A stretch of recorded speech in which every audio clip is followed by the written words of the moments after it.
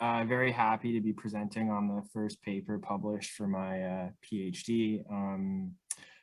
Even more pleased to be presenting at Meta to all of our methane enthusiasts with the years and years of experience. So as many of you are probably already familiar with this paper. Interestingly enough, I believe this the first official Meta presentation I was sort of presenting preliminary findings for this project. I think we only had about 6 people in attendance, and it was presented in person in the upper floor of the Green Earth Sciences building. So we've come full circle. It's been posted as a preprint for a while back in October. It was quite a lengthy publication process. We had a very diligent and a very good peer review. We're very thankful for all the helpful comments that we got. It made it a much better paper. I've noticed a few of our co-authors are here. Great to see David Lyon, Mark O'Mara here, along with, of course, Evan and Adam. So yeah, now available on the Nature Communications website. And the title is Closing the Methane Gap in US Oil and Natural Gas Production Emissions Inventories.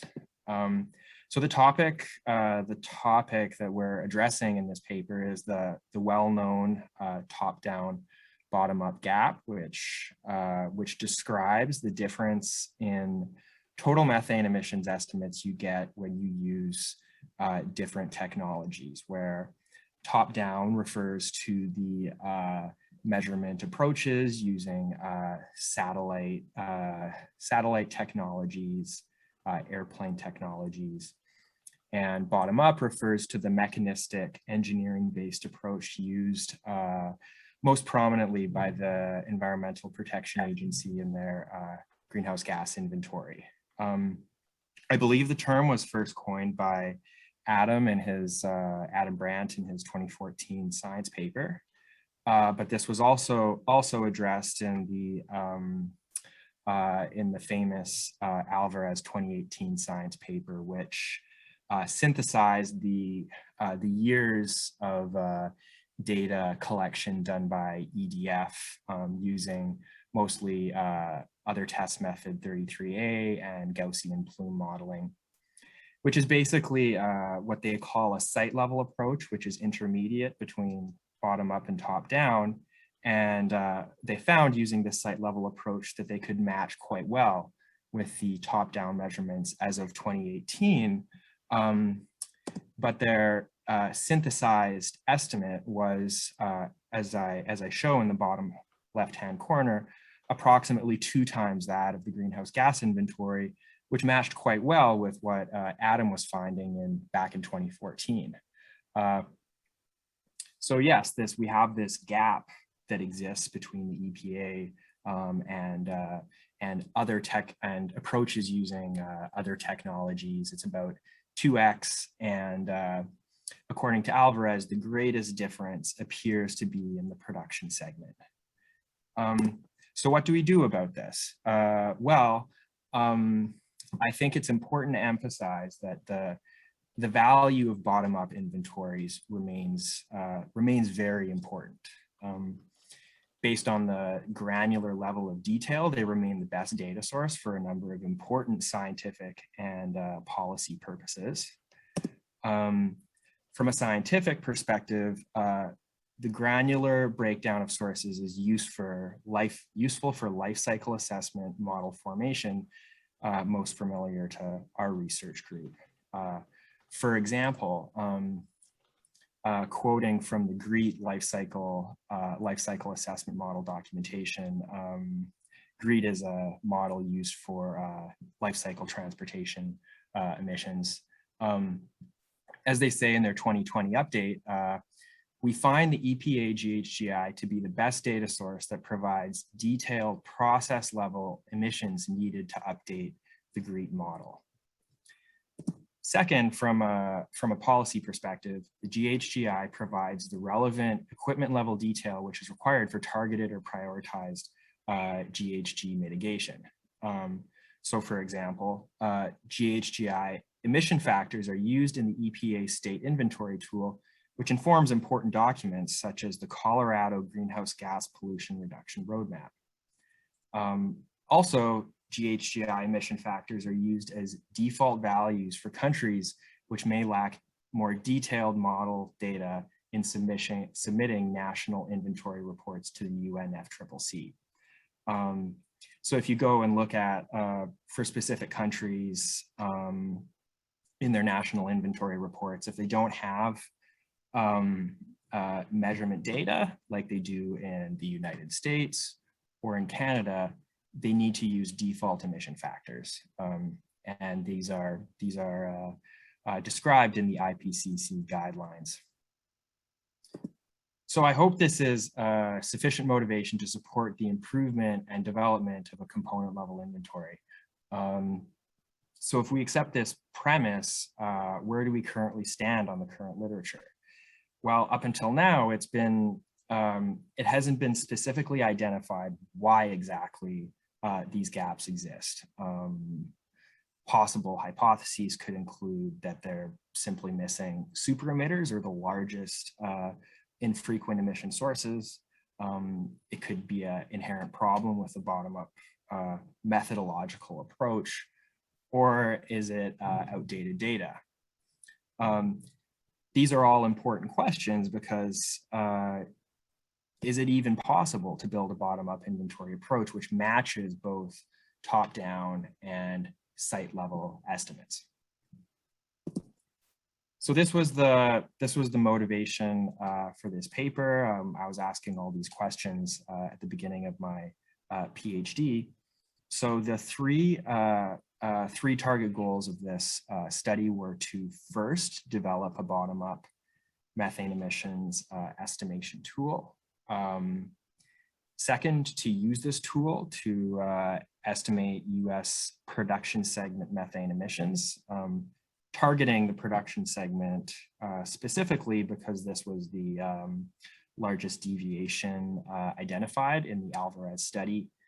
And then finally, and perhaps most importantly, comparing our model results with emissions factors from the greenhouse gas inventory to identify specific sources where this deviation exists. So I'm going to briefly start by going through our methodology because I have a longer time slot here for Meta. I can do this compared to the really short time slots for AGU. So where we start is with a database of component level studies, which contains the basic information that is needed for these inventory approaches and emissions measurements, component counts, and fraction of component leaking values. So there had already been an enormous amount of work that had gone into this prior to me arriving at Stanford. For our data set, we build off a comprehensive literature survey, which was conducted for my advisor, Adam Brandt's 2014 science paper, and for the 2016 super emitters paper, which he put together with Dan Cooley and Garvin Heath. So in these papers, Brandt and colleagues surveyed all existing data sets up until 2015. So for our approach, what we did is we built upon this literature review, adding additional studies which had been completed after these papers were published, and then also combining all of these studies into standard categories.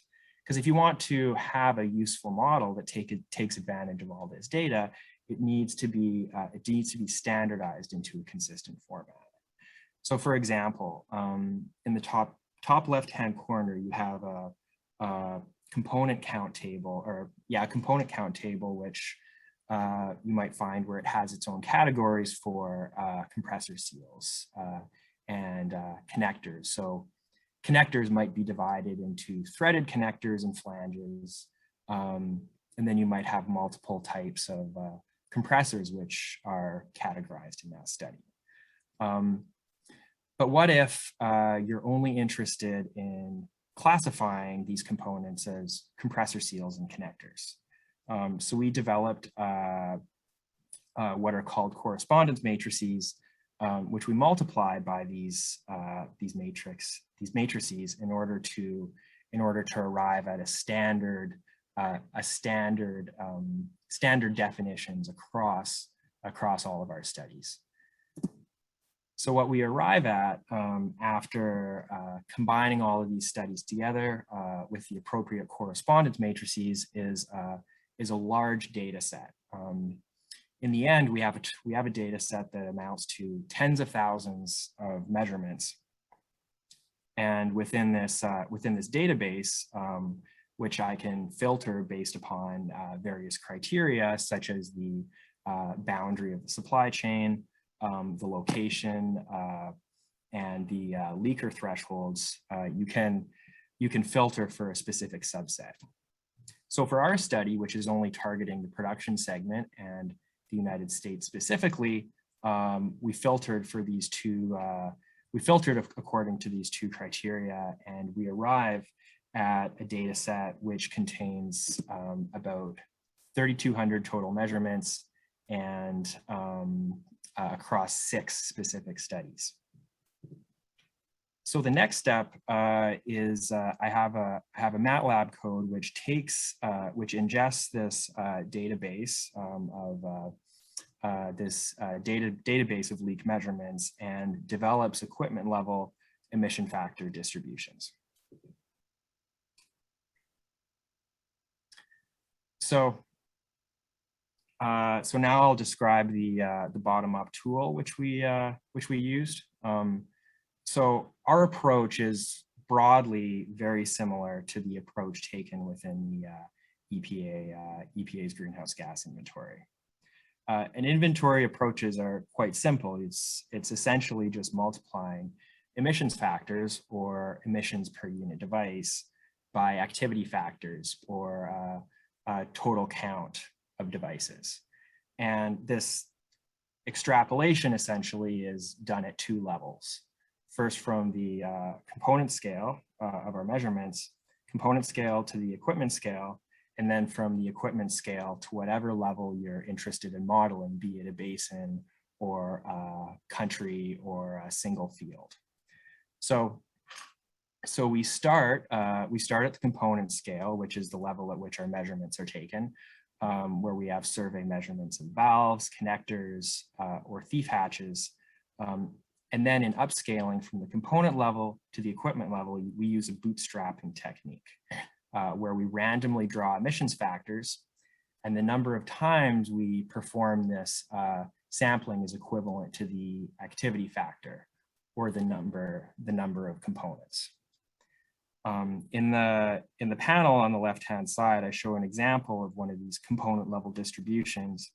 And you can see that this is on a log scale, so that this is essentially a log normal distribution, which is consistent with the super emitters phenomenon, which we've described before.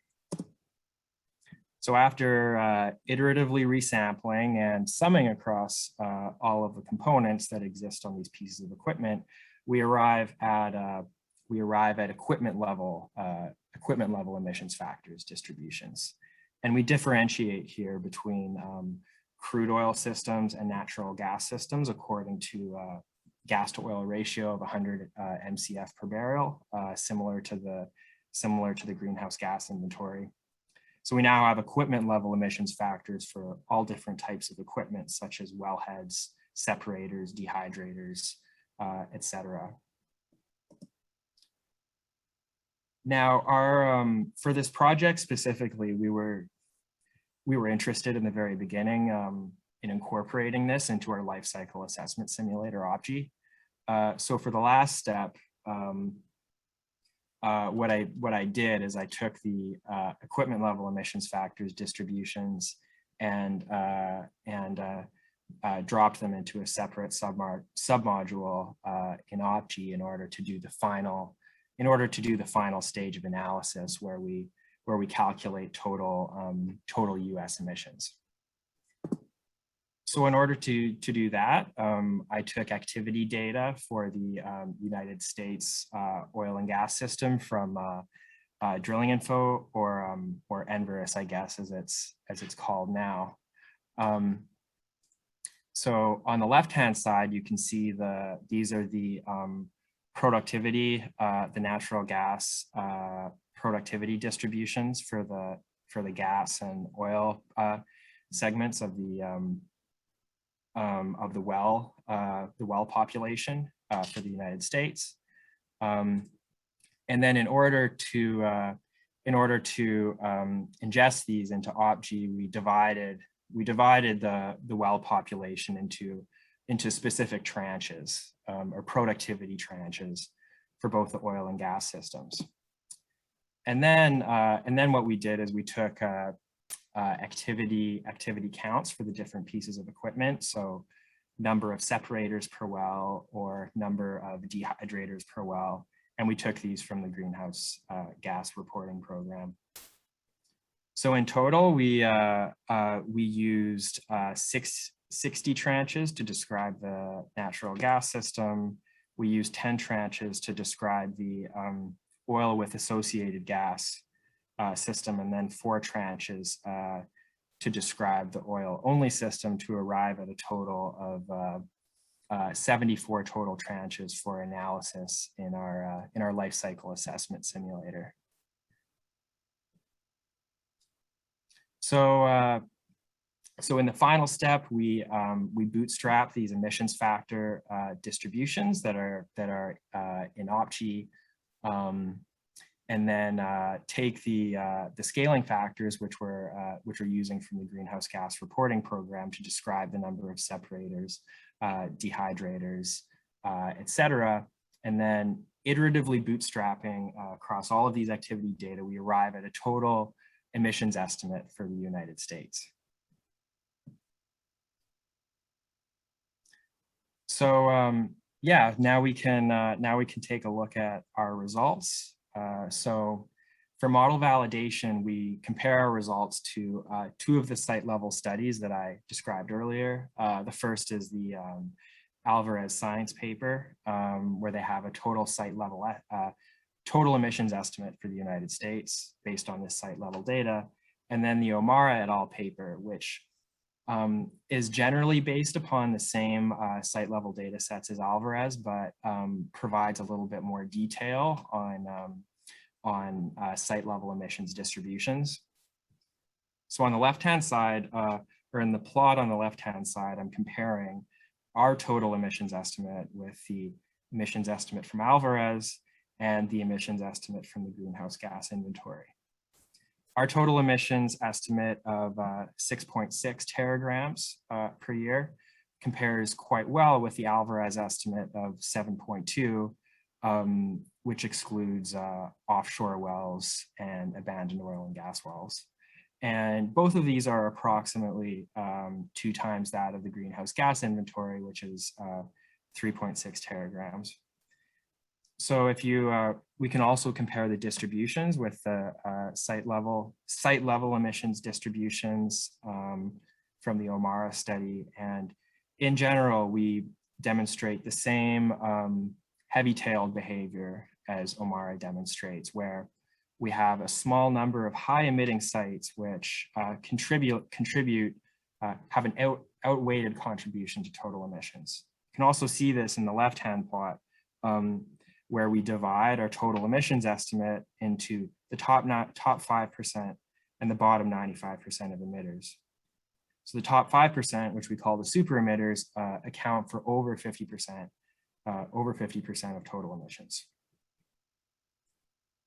So this provides a validation for our model, but what's more interesting is that since we've used this bottom-up approach, it allows us to look specifically at which pieces of equipment are contributing to this so-called top-down, bottom-up gap. So in this bar plot, I'm comparing the results from our study in the red color to the emissions estimates within the greenhouse gas inventory. And we're comparing here across 7 different equipment classes, including hydrocarbon storage tanks, miscellaneous equipment leaks, which includes a number of different sources, as you can see in the pie chart, pneumatic devices, liquids unloadings, flare methane, completions and workovers, and methane slip.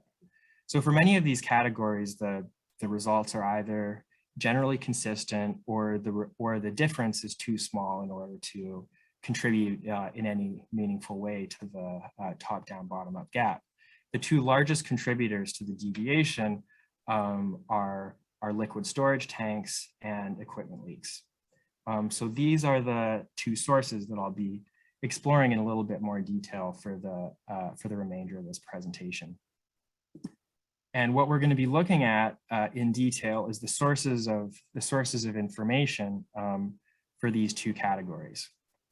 So for the greenhouse gas inventory, tank information is sourced from the GHGRP, or the Greenhouse Gas Reporting Program, and equipment leaks are sourced from the infamous 1996 Gas Research Institute study.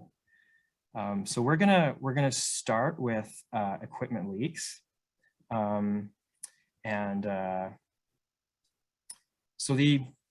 so the approach that I described earlier, where we're extrapolating from component level data to equipment level emissions factors, and then from equipment level emissions factors to total emissions, generally mirrors the approach that's taken by the greenhouse gas inventory. And this is interesting because what I can do with the GHGI numbers is essentially work backwards to arrive at the same information that I used for my study. And we can do very direct comparisons between the various components of these numbers. It sounds simple, but it actually was not, because the data underlying the GHGI is quite difficult to find. So here I just have a snip from the inventory, and it's of course sourcing the 1996 Gas Research Institute EPA 15 volume set, which was a very detailed and very thorough piece of work, which I believe our very own Matt Harrison was involved in. I've talked with him about it. It really is even today, it's still one of the best studies you can find. So if you go into this Gas Research Institute report, it cites 2 separate studies for production level equipment leaks, which are the American Petroleum Institute Star Environmental surveys, which were conducted in 1993 and 1995, where the 1993 survey was for Western gas wells in various basins across the US, and then the 1995 report was for Eastern gas wells. These are not easy to find. You can purchase them on the IHS website, I believe, and then you get them shipped to your doorstep, and then you have to go to the scanner and scan them. And then once you've scanned them, you need to use special software to digitize them. And then you've got like a whole bunch of wingdings in your CSV file, so you need to clean it and all that. So that took a very long time. But once you have nice CSV files, you can, well, then you double check them. You can do some analysis and some comparisons between the EPA underlying data and our underlying data. So what I did is I took our model results and the EPA underlying data and decomposed them into several different into the underlying components that make up the equipment level emissions factor. So I'll provide a single example here, and I won't go into a lot of detail because I want to keep some time for questions. But so here, this is for equipment leaks from gas wellheads. So on the right-hand side, we have our equipment level emissions factor for gas wellheads, where in the red is the estimate from our model, 3.35 kilograms of CH4 per wellhead per day. And then in black is the equipment level emissions factor from the EPA inventory. So there's clearly a difference between these two. These numbers are made up of three basic components: the component level emissions factor, the fraction leaking, or the number of leaking components per 100, and then the number of components per piece of equipment. And then you take the dot product of this across the various components that exist on the wellhead, like the connectors and the valves and the open-ended lines. And in general, what you find is that the difference is predominantly due to the component level emission factor data. So the underlying leakage measurements that go into this emission factor. As far as why the component level data is different, we can really only speculate. It could be due to a number of reasons. It could be that the conditions in 1993 are unrepresentative of the conditions today. There could have been some sort of volunteer bias in the sampling, or it could be just that there weren't enough samples taken in order to capture the super emitters. Because in general, it was only there were only a few hundred leakage measurements that went into this, that went into the EPA sample, whereas we're numbering in the thousands. So that's so now I'll briefly talk about tank emissions for the next few minutes. Tanks are a little bit more complicated and more challenging to analyze because there are a variety of different places where you can have emissions occurring on storage tanks. There's the intentional venting of gas that exists at uncontrolled tanks that don't have a vapor recovery unit or a flare. So this is based upon the flashing mechanism, where because you have liquid getting dumped from a high pressure separator to what's generally an atmospheric pressure storage tank, as the liquid is transferred from the high pressure to the low pressure, similar to opening up a beer can, you have the various gases that are dissolved in the liquid, like methane, ethane, and CO2. These are evolved out of the solution as you go from the high pressure to the low pressure. There is also there's also possible emissions through the thief hatch, which is typically used as an access door for technicians or working in tandem as a pressure relief valve. But there are a number of ways that you can have unintentional emissions from these thief hatches. There's been recently a report put out by Clearstone Engineering, where they've done some looking into why high emissions events can occur from thief hatches. Beyond simple negligence or bad operator practices, there are other types of other routes, such as the widely reported stuck dump valve.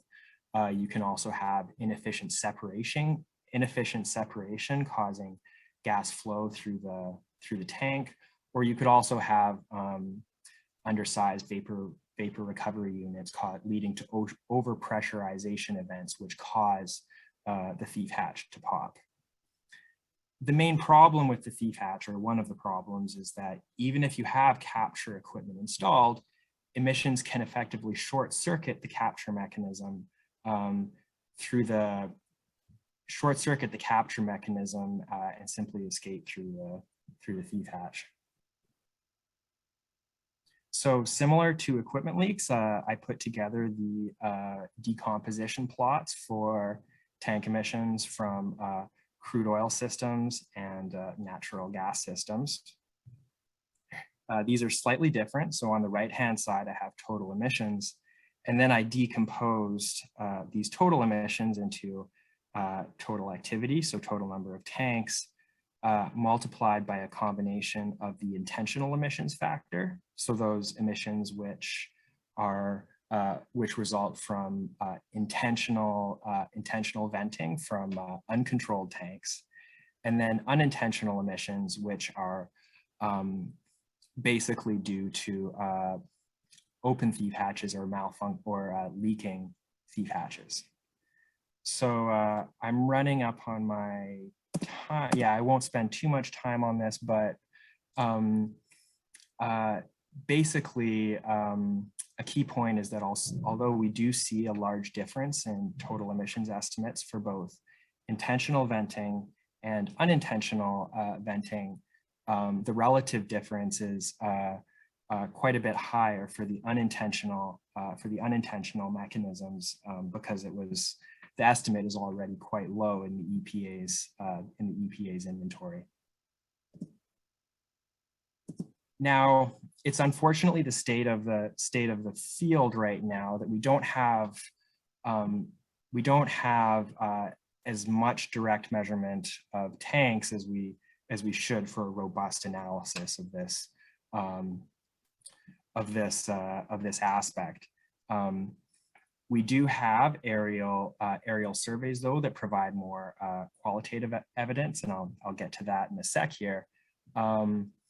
But essentially for this study, we relied upon two sources of information: the Texas Environmental Research Consortium's HARC report, which was a measurement campaign of vent gas in the Barnett Shale, and then the Eastern Research Group's 2011 campaign in the Barnett, which was an extremely high quality piece of work, where measurement teams were given complete access to well sites and did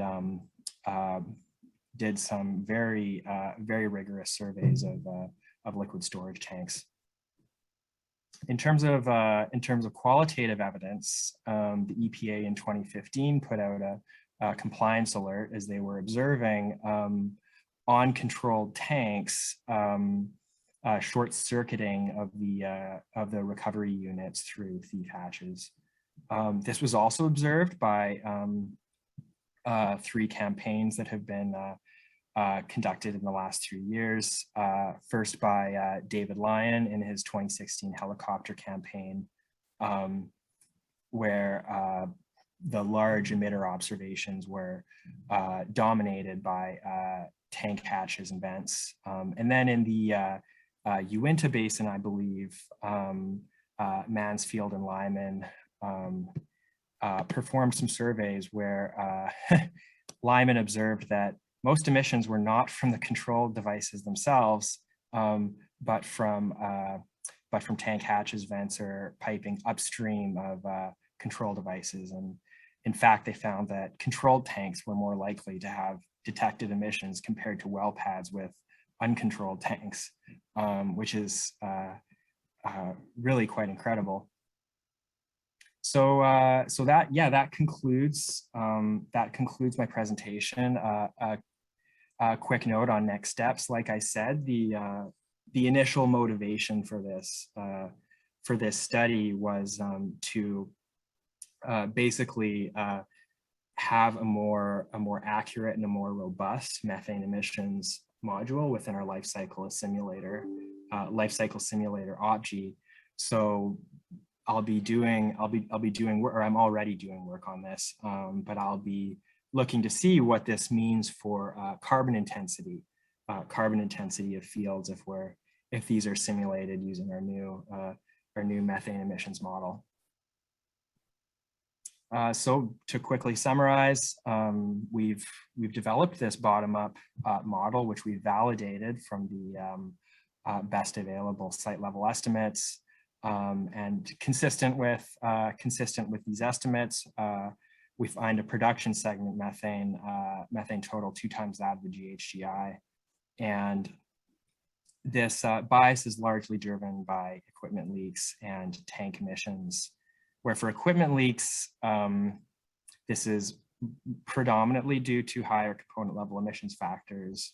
And for storage tanks, our data set suggests that both the frequency and the magnitude of unintentional emissions for controlled and uncontrolled tanks are significant drivers of emissions. So that concludes my presentation, and happy to take questions.